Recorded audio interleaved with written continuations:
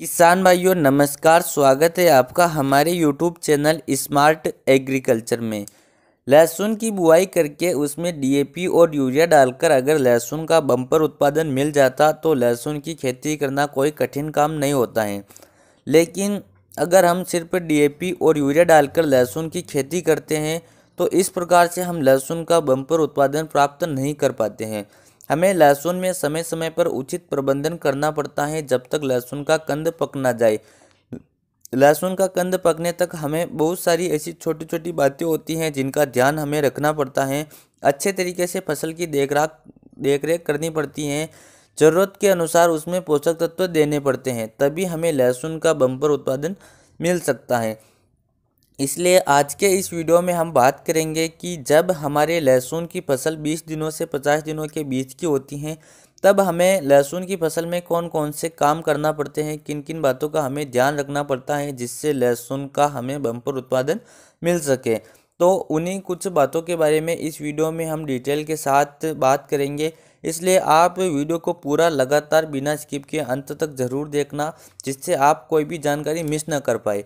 और किसान भाइयों, आप हमारे चैनल पर नए हो तो चैनल को सब्सक्राइब करके उसके पास जो घंटी का निशान है उसे ज़रूर दबा दीजिए, ताकि आपको हमारे चैनल के सभी वीडियो के नोटिफिकेशन समय पर मिल जाए। और आपको वीडियो पसंद आए तो वीडियो को अपनी तरफ से एक लाइक ज़रूर कीजिएगा। किसान भाइयों, जब हम लहसुन की बुआई करते हैं तब मुख्य पोषक तत्वों के लिए हम या तो डीएपी प्लस एमओपी खाद का प्रयोग करते हैं या फिर एनपीके 12-32-16 हम डालते हैं। और कुछ किसान भाई लहसुन की बुआई सीड ड्रिल से करते हैं और कुछ किसान भाई लहसुन की बुआई हाथों से चौपाई करके करते हैं।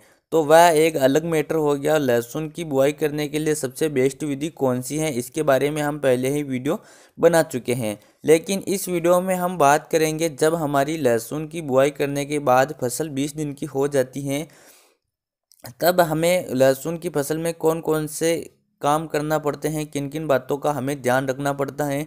तो किसान भाइयों, पहला काम तो आपको यह करना पड़ता है कि बुआई के 20 दिन के बाद लहसुन में सभी प्रकार के खरपतवार उग आते हैं, तो आप सबसे पहले खरपतवार का उचित प्रबंधन करें।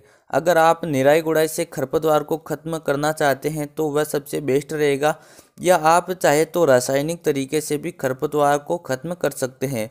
रासायनिक तरीके में आप अडामा के डेकेल खरपतवार नाशक का प्रयोग करते हैं तो आप लहसुन में सभी खरपतवार को आसानी से खत्म कर देंगे। लेकिन आप जब भी खरपतवार नाशक का प्रयोग करते हैं तब आपको एक बात का हमेशा ध्यान रखना है कि खेत में नमी मौजूद होना चाहिए। अगर आप बिना नमी वाले खेत में खरपतवार नाशक दवा का छिड़काव करते हैं तो उससे लहसुन को बहुत झटका लगेगा और लहसुन के पत्ते बुरे तरीके से खराब हो सकते हैं। इसलिए आप पहले लहसुन की सिंचाई करें और उसके 2-3 दिन बाद उसमें खरपतवार नाशक दवा का छिड़काव करें, जिससे आपको बहुत अच्छा रिजल्ट मिलेगा। तो पहली बात के का ध्यान आपको यह रखना है। अब दूसरी बात का ध्यान आपको यह रखना है कि लहसुन की फसल 30 से 35 दिनों के बीच की होती हैं, तब लहसुन की ग्रोथ बहुत अच्छी होना चाहिए, तभी आप लहसुन का बम्पर उत्पादन प्राप्त कर सकते हैं। लेकिन कुछ किसान भाइयों के सवाल होते हैं और मुझे भी कुछ किसान भाइयों के कमेंट प्राप्त हुए हैं कि उनके लहसुन की ग्रोथ कम हो रही है, उनके लहसुन में पीलापन आ रहा है। तो किसान भाइयों, लहसुन की ग्रोथ कम होने और पीलापन आने के दो कारण होते हैं। पहला, मौसम में परिवर्तन। अगर आपके क्षेत्र में लगातार मौसम में परिवर्तन हो रहा है, किसी दिन बादल आ रहे हैं आसमान में, किसी दिन आसमान पूरी तरीके से खुला हुआ रहता है, तो ऐसी कंडीशन में लहसुन को परफेक्ट वातावरण नहीं मिलेगा और लहसुन अच्छे तरीके से ग्रोथ नहीं कर पाता है। तो मौसम की वजह से अगर ऐसा हो रहा है तो मौसम जैसे ही ठीक होगा लहसुन अच्छे तरीके से ग्रोथ कर लेगा, इसमें हम कुछ भी नहीं कर सकते हैं। लेकिन दूसरा जो कारण होता है वह होता है पोषक तत्वों की कमी। किसान भाइयों, अगर आपने लहसुन की बुआई के समय मुख्य खाद के रूप में जिन खादों का प्रयोग किया है, अगर उनका प्रयोग आपने कम मात्रा में किया है तो आपको लहसुन की ग्रोथ कम दिखाई देगी और लहसुन में पीलापन भी आपको नजर आएगा। क्योंकि अगर लहसुन में मुख्य पोषक तत्वों की कमी महसूस होती है तो लहसुन की ग्रोथ अच्छे तरीके से नहीं हो पाती है। तो किसान भाइयों ऐसे में आपको क्या करना है कि एनपीके के जो घुलनशील खाद आते हैं उनका आपको स्प्रे लहसुन की फसल में कर देना है। आप 1 एकड़ में 1 किलोग्राम एनपीके 19-19-19 या फिर एनपीके 20-20-20 का स्प्रे करें तो उसके साथ में आप सिलिकॉन बेस्ड चिपको को ज़रूर मिलाएं, जिससे लहसुन में आपको बहुत अच्छा रिजल्ट मिलेगा और लहसुन की ग्रोथ अच्छी रहेगी। किसान भाइयों आप एनपीके घुलनशील खाद का स्प्रे करें तो उसका स्प्रे करने से पहले भी आप लहसुन की सिंचाई जरूर कर दें। किसान भाइयों अब तीसरी बात का आपको यह ध्यान रखना है कि हमारी लहसुन की फसल को 50 दिन के बाद नाइट्रोजन की ज़्यादा मात्रा में आवश्यकता नहीं होती है, इसलिए आपको यूरिया का प्रयोग 50 दिन से पहले ही करना पड़ता है, क्योंकि 50 दिन के बाद लहसुन की ग्रोथ को कोई आवश्यकता नहीं होती है। 50 दिन के बाद लहसुन को जड़ के विकास और कंदे के विकास की आवश्यकता होती है, तो 50 दिन के बाद आपको फास्फोरस और पोटास का प्रयोग करना चाहिए। तो आप जितना भी यूरिया लहसुन में डालना चाहते हो उसका प्रयोग आपको 50 दिन से पहले टुकड़ों में कर लेना है। आप 50 दिन से पहले 2 टुकड़े में यूरिया का प्रयोग करें तो आपको बहुत अच्छा रिजल्ट मिलेगा। अगर आप एक बार में ज़्यादा मात्रा में यूरिया का प्रयोग करते हैं तो उससे लहसुन की जड़ें खराब हो सकती हैं।